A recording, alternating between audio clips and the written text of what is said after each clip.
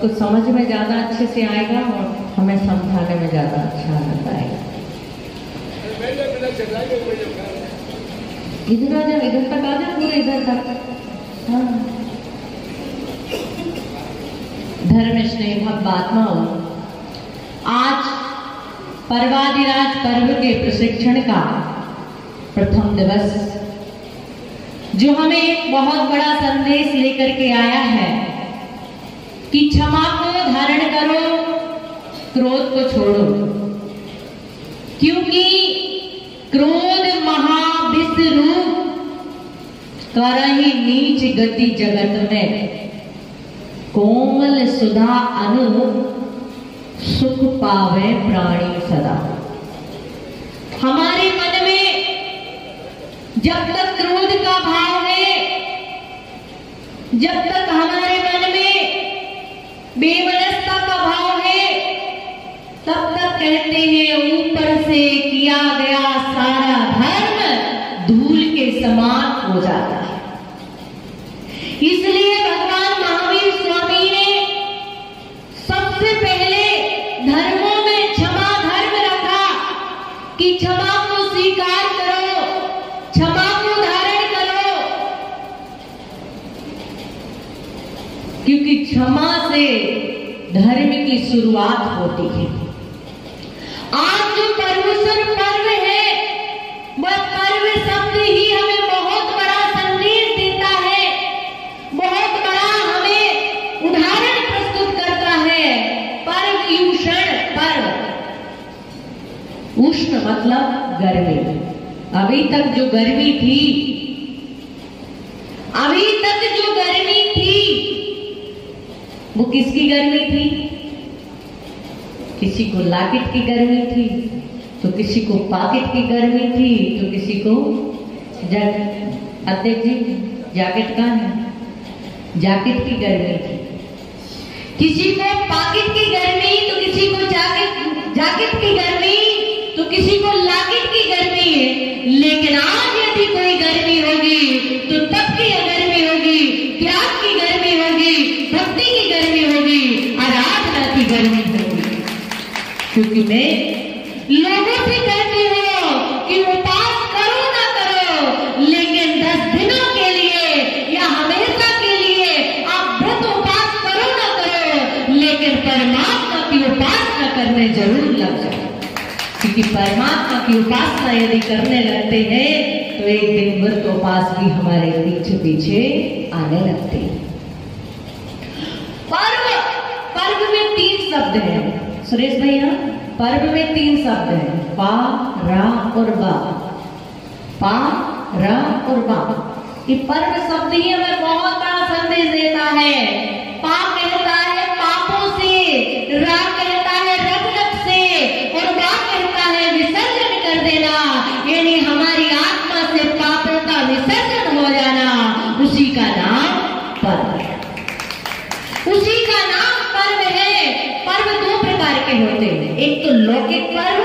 और एक अलौकिक पर्व। ये 10 लक्षण पर्व है, ये अलौकिक पर्व।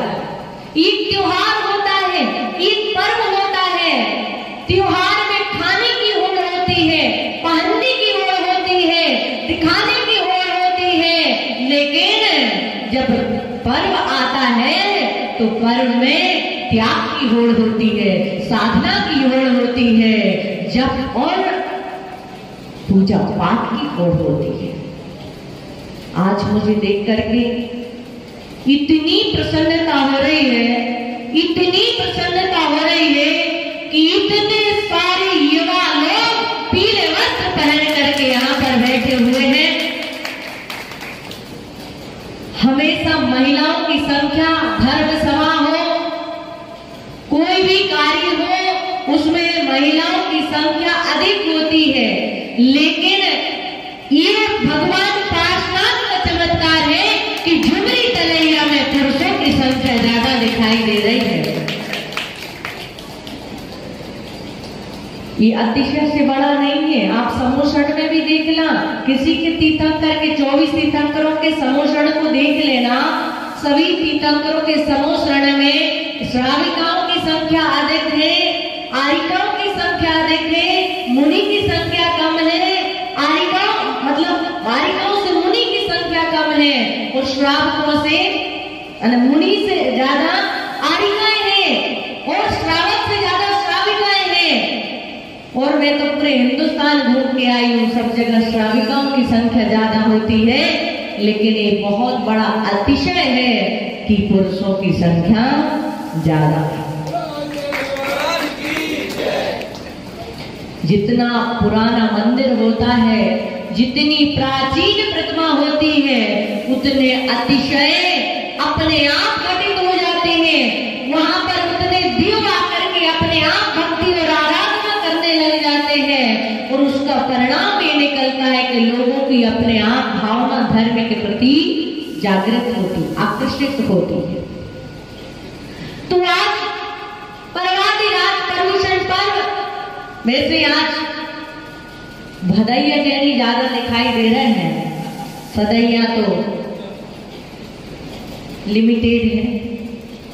जैनी मैंने बताया था एक दिन 5 प्रकार के होते हैं। कितने प्रकार के? कौन कौन से? एक तो सदैया जैनी जो हमेशा मंदिर आते हैं, बॉबी भाई जैसे लोग, जिनके लिए मनोज जी सुबह से 4 बजे से भगवान की आराधना करने के लिए आपके लिए बताएं। आप अध्यक्ष जी, मैं आपको एक बात बताऊं, आपके कोडरमा में हीरे हैं, परखने की आवश्यकता है। कुछ हीरे ऐसे हैं जो गाने में माहिर हैं, कुछ हीरे ऐसे हैं जो आप सबकी व्यवस्था बनाने में माहिर हैं, कुछ हीरे ऐसे हैं जिसको सजाने में माहिर है, विकास जी, सालू जी, राकेश जी जैसे लोग। तो और ऐसा हीरा आपके पास में है, झांझरी जैसे लोग जो पूरे, यदि कोडरमा, मैं किसी से बात करूं, बोले कहाँ है माता जी, तो बोलते आप कोडरमा में। अरे बोले झांझरी वाले गांव में है। कौन से गांव में? झांझरी जी वाले गांव में है। हाँ, झांझरी जी वाले गांव में। तो ऐसे ऐसे लोग आपके रत्न आपके कोडरमा में बस परखने की आवश्यकता है। तो आप सदैया जैनी ज्यादा है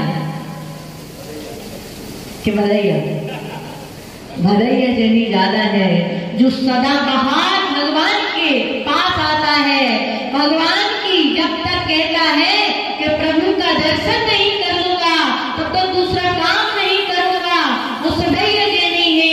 भदैया जैनी वो है जो सिर्फ 10 दिन तक भगवान का बंदा होता है, क्योंकि धंधा जो है वो बंदा होता है। 10 दिन क्या होता है?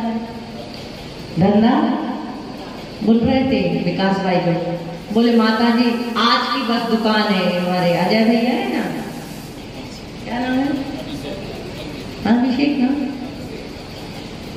बोल रहे थे, बोले माता जी बस दुकानदारी आज तक की है, कल से तो हम लोगों को शांति है, इसलिए धंधा होता मंदा तो भगवान का हो जाते हम बंदा। भदैया जैनी, लेकिन कोई बात नहीं, विकल्प करने की आवश्यकता नहीं है, क्योंकि जो आज बधैया बना है, पता नहीं इतने सारे लोगों को देख करके इक्का दुक्का सवैया जैनी इनमें से बन जाए तो कहते हमारा परुषण बनाना सार्थक हो जाए। दूसरे जैनी होते हैं, कौन से जैनी? छुट्टैया। छुट्टैया सिर्फ छुट्टी के दिनों में ही आते हैं। हमारे यहाँ पर भी 2 दिन की छुट्टी बताई है, अष्टमी और चतुर्दशी। कहते तुम 7-6 दिन खूब खाओ, खूब पियो, लेकिन कम से कम अष्टमी और चतुर्दशी के दिन हफ्ते में 1 दिन खाने पीने से छुट्टी रखो। इसलिए अष्टमी चतुर्दशी सरकार ने भी आपके लिए छूट दी है कि आप 6 दिन खूब दुकान चलाओ और खूब आपाधापी में जीवन जियो, लेकिन कम से कम 1 दिन तो जीवन शांति का जीवन जियो, अपने धर्म के लिए, अपने परिवार के लिए समय दो। इसलिए वो भी कहते हैं और हमारा धर्म भी कहता है कि अष्टमी चतुर्दशी 1 दिन सारे कार्यक्रमों से विराम लेकर के भगवान की विशेष रूप से भक्ति करना। तो छुट्टैया जैनी। चौथे जैनी होते हैं मरैया जैनी। कौन से? जब कोई मर जाता है ना तो उठावना होता है, या तेरहवीं होती है तो शांति विधान होता है, तब जान आने की इच्छा नहीं है, मंदिर में मन नहीं है आने का, लेकिन फिर भी अब सब लोग जा रहे हैं तो वो क्या पगड़ी वगड़ी का क्या प्रोग्राम होता है? कुछ तो होता है ना, मुझे पता नहीं है। अब कहीं पगड़ी का होता है, कहीं खड़ी का होता है, कहीं सड़ी का होता है, जहाँ जो भी है परंपरा वहां वैसा कार्यक्रम होता है। तो जो भी है उस दिन आते हैं, वो मरैया जैनी है, और एक होते हैं लड़ैया जैनी। 5 नंबर के लड़ैया जैनी, जिनका मंदिर से कोई लेना देना नहीं, धर्म से कोई लेना देना नहीं, गुरु से कोई लेना देना नहीं, लेकिन लड़ने के लिए सबसे आते। जिस दिन हिसाब किताब होना हो, जिस दिन कोई विशेष मीटिंग होनी हो, जिसमें कोई विघ्न डालना हो, कोई अच्छा कार्य हो रहा है उसको नहीं होने देना हो, उस समय उनका कार्य होता है कि अच्छे कार्य में विघ्न डालना, ये उनकी नीति होती है। वो होते हैं लड़ाई। यहाँ नहीं, यहाँ की बात तो मैं करूंगी नहीं, अभी 2-2.5 महीना और रहना है। पूरे हिंदुस्तान में 2-4 तो होते ही, और कहते हैं वो नहीं हो तो समाज में जागृति भी नहीं आए। इसलिए ऐसे लोग होना भी चाहिए, क्योंकि थोड़े बहुत तो हल्ला गुल्ला करते रहते हैं तो उससे जागृति समाज में बनी रहती है। बंदो, इतना विशाल मंदिर, इतनी अतिशयकारी प्रतिमा, आपके जिनालय में कुछ प्रतिमाएं इतनी अतिशयकारी है कि आप अतिशय खोजते हैं किसी अन्य तीर्थों में जाकर के, लेकिन एक बार अपने जिनेंद्र, अपने मंदिर के जिनेंद्र भगवान के सामने आंखों की टकटकी लगा करके, एक बार आंखों में आंखें डाल करके आप जो भावना पाएंगे, आपकी भावना अवश्य पूर्ण हो। इतने अतिशयकारी मंदिर में जिनालय, जिन प्रतिमाएं हमारे मंदिर में विराजमान।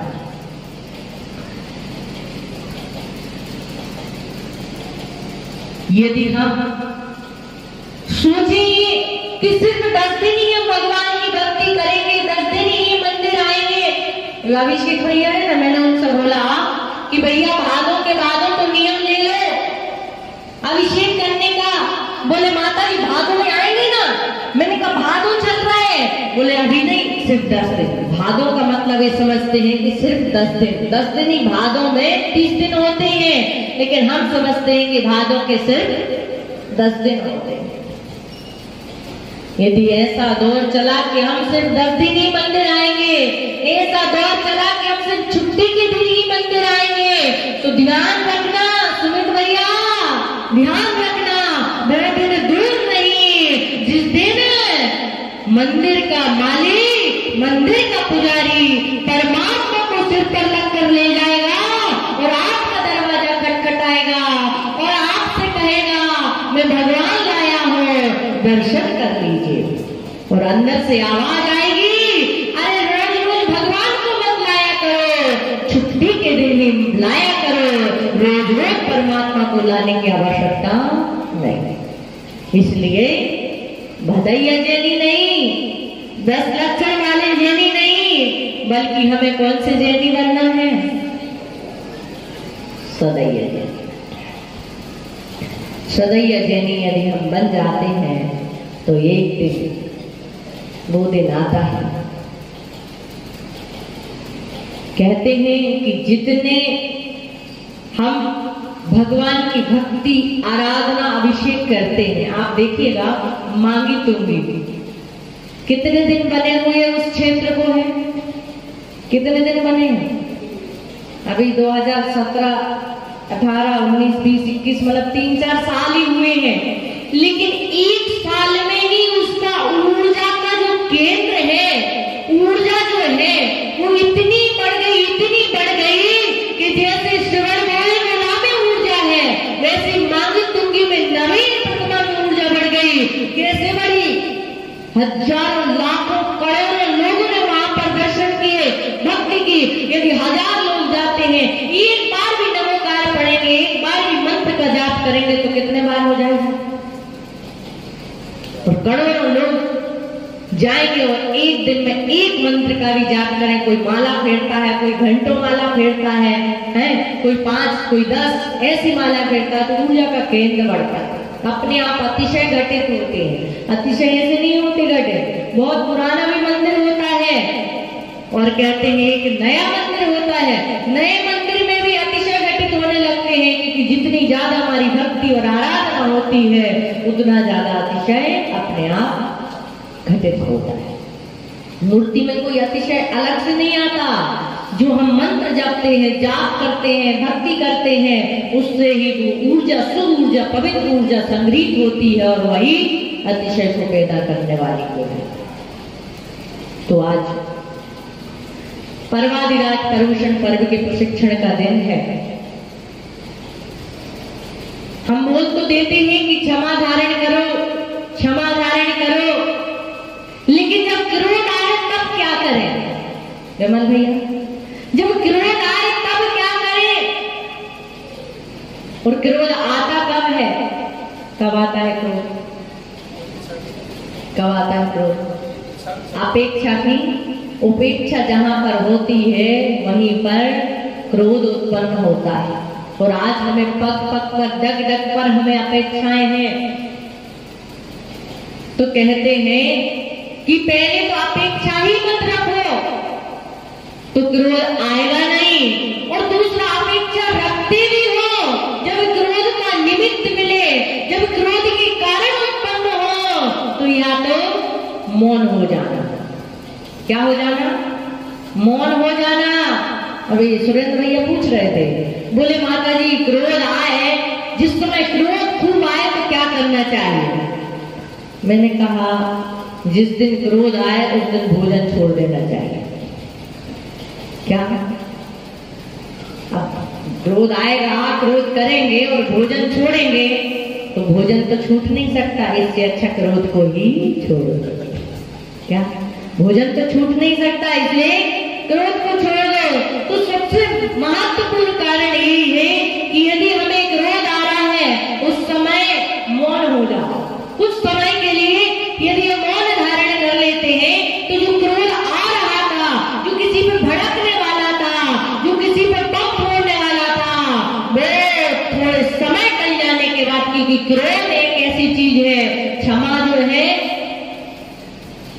उसकी अवधि ज्यादा है, क्योंकि आत्मा का गुण क्षमा है, ये क्रोध तो विभाव है, इसलिए कितने देर तक रहेगा?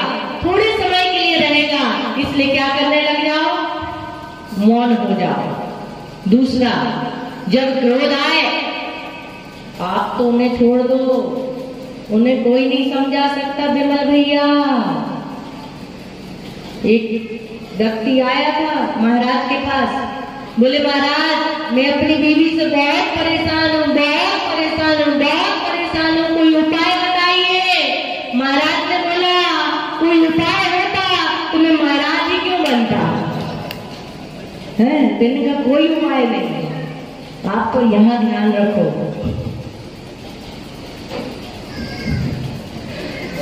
बात कहाँ चल रही थी?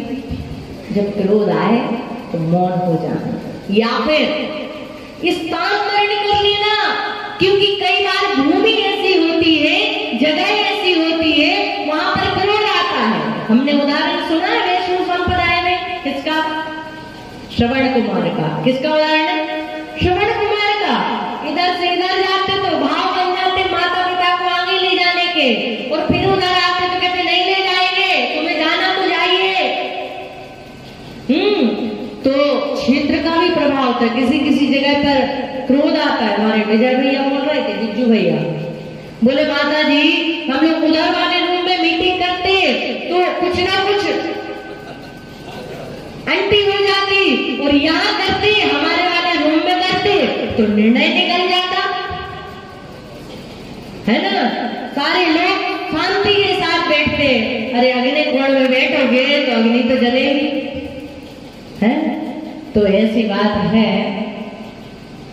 इसलिए जब क्रोध के निमित्त मिले तो क्या कर लेना? स्थानांतरण कर लेना। तो हमारा क्या होगा?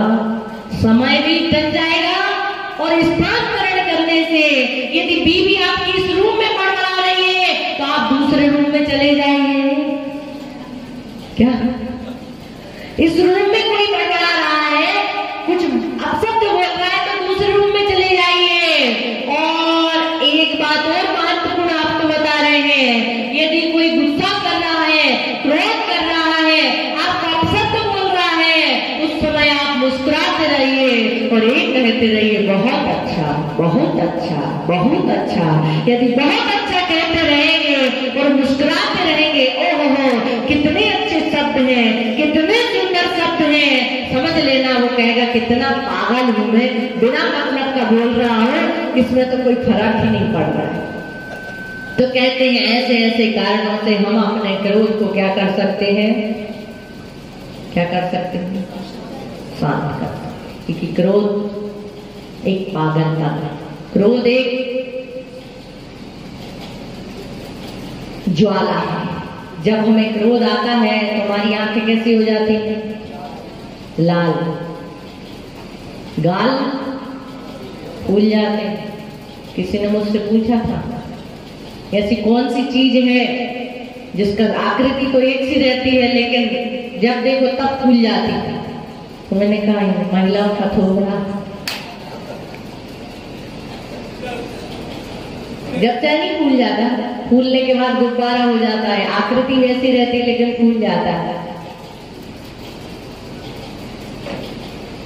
तो हमारी क्रोध में आंखें लाल हो जाती हैं, जिसको कहते हैं लाल पीला। और अक्सर महिलाओं को मैंने देखा है, जितनी ज्यादा उपास करेंगी, जितने ज्यादा व्रत करेंगी, जितने ज्यादा पूजा पाठ करेंगी, उन लोगों के अंदर, महिला पुरुष कोई भी हो सकता है, उन लोगों के अंदर क्रोध ज्यादा आता है। क्यों क्रोध आता है? क्योंकि जब उपास करती है, व्रत करती है, तो पेट में चूहे कूदते हैं। क्या होता है? पेट में चूहे कूदते हैं और वो चूहे मुंह के माध्यम से बाहर निकलते हैं।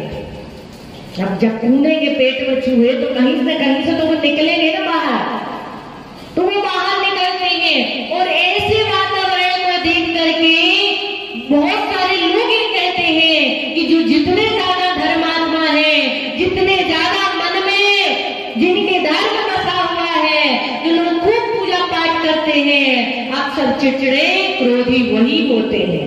इसलिए भैया हमें तो ना व्रत करना है, ना उपास करना है, न ज्यादा मंदिर जाना है, क्योंकि इनके जैसा हमें नहीं बनना है।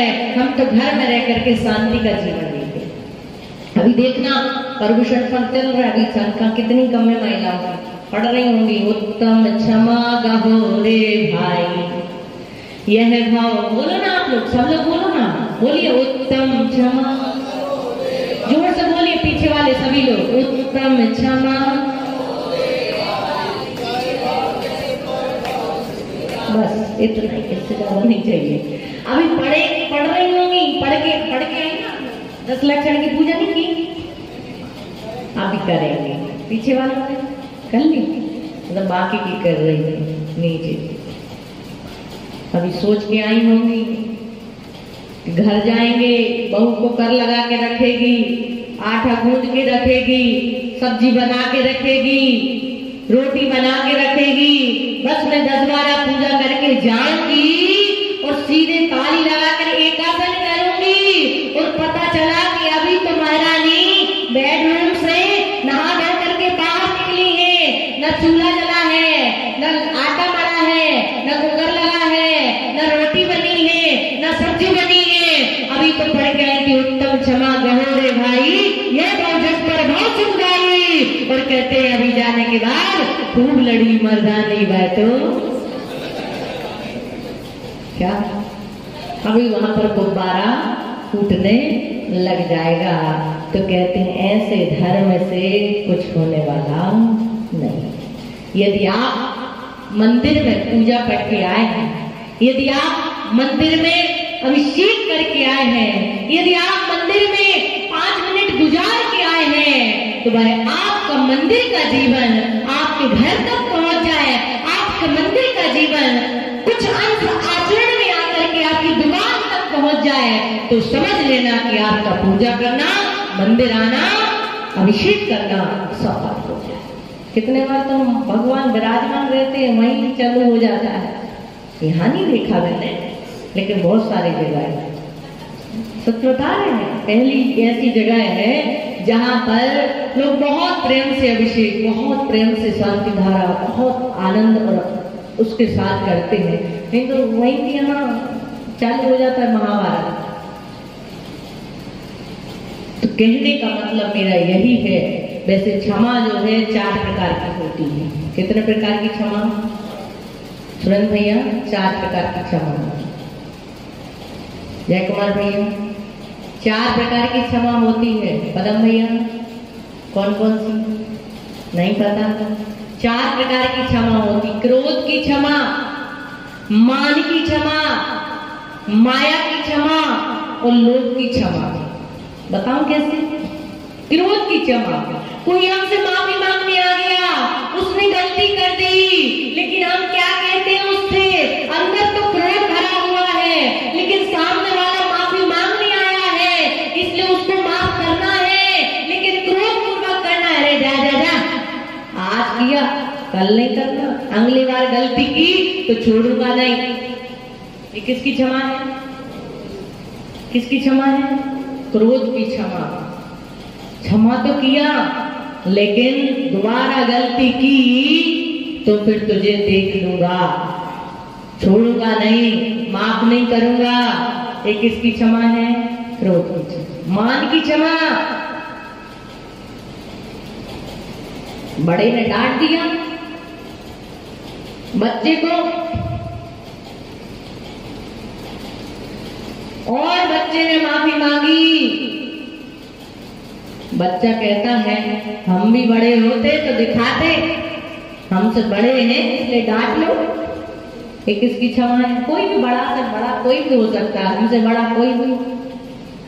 आप बड़े हैं इसलिए कुछ नहीं बोल रहे हैं, यदि बराबरी के होते या छोटे होते तो तुम्हें बताते। ये किसकी क्षमा है? मान की क्षमा। और मायाचारी की क्षमा कैसी है? डांट लो, डांट लो, एक दिन हमारा भी लोग आएगा, उस दिन हम भी बताएंगे। क्षमा तो कर दिया, सामने वाला बोल रहा है क्षमा कर दो, क्षमा तो कर दिया, लेकिन मौके की तलाश है। जिस दिन तुम्हारा गलती करेगा उस दिन उसे छोड़ूंगा नहीं। और एक मायाचारी की क्षमा, और जो आप लोग सब करते हैं वो लोभ की क्षमा। कैसी होती लोभ की क्षमा? अजय भैया, अज्जू भैया कहाँ है? चले गए? बैठे गए? कपड़ा वाला आता है, मोहित भाई आपकी दुकान में कपड़े लेने कोई ग्राहक आया, उसने बहुत सारी साड़ियां निकलवा ली, बहुत सारी ड्रेसें निकलवा ली। गुस्सा तो आ रहा है, लेकिन एक ड्रेस नहीं ली, एक भी कपड़ा नहीं लिया, 1 रुपए का माल नहीं खरीदा, लेकिन दिखाने के लिए पूरा कान के कान ये भी निकाल दो, ये भी निकाल दो, और अच्छा ब्रांड निकालो, और कहते पूरी दुकान खोल के रख दी। और उसने 1 रुपए का माल नहीं लिया,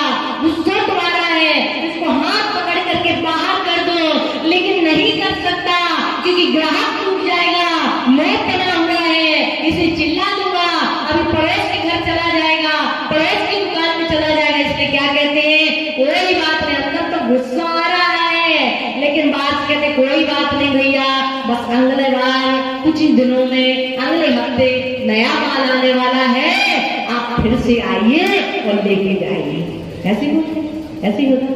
ये किसकी क्षमा है? लोभ की क्षमा। और आचार्य भगवान कहते हैं कि क्रोध की क्षमा, मान की क्षमा, माया की क्षमा, ये क्षमा और लोभ की क्षमा, इनको छोड़ करके जो क्षमा प्राप्त होती है वही उत्तम क्षमा होती है, वही क्षमा कार्यकारी होती है। वैसे हम तो सिर्फ क्षमा करते हैं, क्या श्रावक लोग जो हैं वो सिर्फ क्षमा अपने जीवन में उतार सकते, लेकिन उत्तम क्षमा तो मुनियों के अंदर ही होती है, साधुओं के अंदर ही होती है। और जिसके जीवन में उत्तम क्षमा होती है वही जीव शांत सुख निर्वाण सुख को प्राप्त कर सकता है। इसलिए आपका समय हो रहा है, मैं बस यही कहूंगी क्या है, पर्वाधिराज पर्युषण पर्व हमारे लिए एक बहुत बड़ा संदेश लेकर के आया है। इन 10 दिनों में हम 10 लक्षण जीवन में नहीं उतार पाए, उसमें से एक आध लक्षण भी अपने जीवन में उतार लिया, हमारा जीवन सफल और सार्थक हो जाएगा। हम अपने कसायों को चारों तरफ से संकुचित करें, अपने कसायों को चारों तरफ से हटाने का प्रयास करें, तभी हमारा अंदर का धर्म प्रकट होगा। समय हो गया है बोले भगवान महावीर स्वामी की